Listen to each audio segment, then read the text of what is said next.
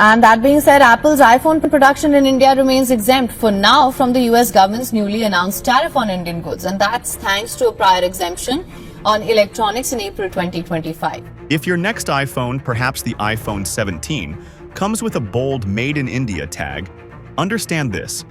It isn't just a story about supply chains or cheaper labor. It's a story about shifting power. Apple's decision to move the iPhone 17's launch production to India marks one of the most dramatic shifts in global technology manufacturing in decades. And behind the headlines about assembly lines and export figures lies something far more significant: an economic and geopolitical realignment between the world's three most powerful players: the United States, China, and India. For the first time in Apple's history, the company has shifted full-scale production of a flagship iPhone series away from China and into India. The iPhone 17, across all its models, is now being assembled in 5 separate Indian factories, including a brand new $2.8 billion Foxconn plant in Bengaluru. This is not a symbolic gesture. It is Apple's clearest signal yet that India is ready to step out of the shadows as a true global manufacturing power. The numbers behind India's rise are staggering. Fiscal 2025 saw India assemble $22 billion worth of iPhones, a leap from near insignificance just a few years earlier. In the second quarter of 2025, India officially overtook China to become the top smartphone supplier to the US.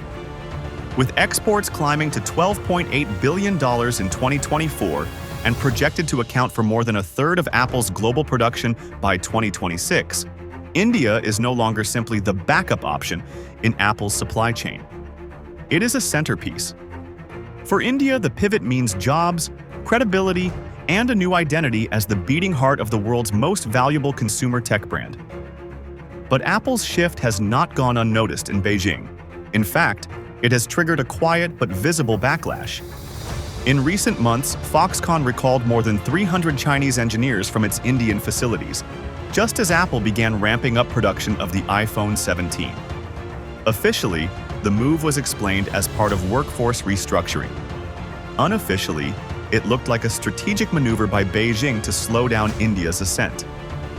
After all, China has spent decades perfecting an industrial ecosystem of skilled labor, suppliers, and logistics that Apple still depends on. Watching Apple pour billions into India is not just a business loss.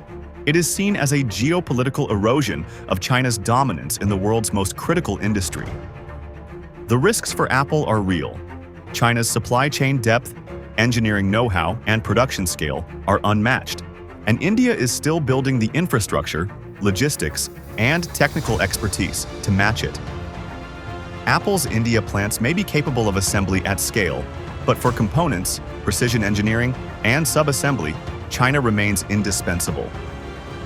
Apple's great gamble is whether India can climb that learning curve fast enough without losing the efficiency and reliability that, designed in California, assembled in China, once guaranteed. At the same time, Apple's pivot cannot be separated from America's trade politics. Under Trump-era tariffs, Chinese exports to the US were hit with steep duties, making every iPhone imported from China more expensive. By producing iPhones in India, Apple sidesteps those tariffs. Analysts estimate the company avoided as much as $1.1 billion per quarter in additional costs by shifting production. The move is as much about financial survival as it is about political positioning. And yet, Apple knows it cannot afford to alienate Washington. To balance the optics, the company has pledged $100 billion in new investments in the US, an olive branch meant to reassure lawmakers that its India pivot is not an abandonment of America, but part of a global diversification strategy. In reality, it is both. A hedge against tariffs, against over-reliance on China, and against the increasingly fraught geopolitics of a world divided into rival camps. Taken together, these moves underscore something profound. The future of technology manufacturing is no longer just about efficiency. It is about geopolitical alignment. India gains credibility as a global tech hub and cements its position as Washington's strategic ally. China, once the unchallenged workshop of the world, sees its crown slipping as Apple tests the waters of a new industrial order. And America, long wary of its dependence on Chinese supply chains, finds in India a friendlier, tariff-safe partner to anchor its consumer tech imports. The story of the iPhone 17 is therefore about much more than a new product launch. It is a window into the new reality of global power. For consumers, the phone may look and feel familiar: sleek glass, powerful chips, and Apple's polished branding. But the label on the back now tells a bigger story: that the future of technology is being reshaped not just by innovation, but by the tug-of-war between Washington, Beijing, and New Delhi.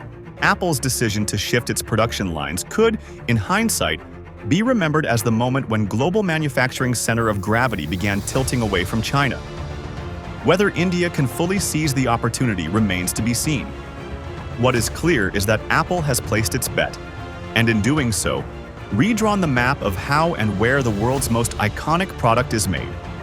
The iPhone 17's Made in India tag is more than a supply chain update. It is a milestone, a marker in the history of globalization, and perhaps the clearest sign yet that the next chapter of technology's future will be written not in Beijing, but in Bengaluru.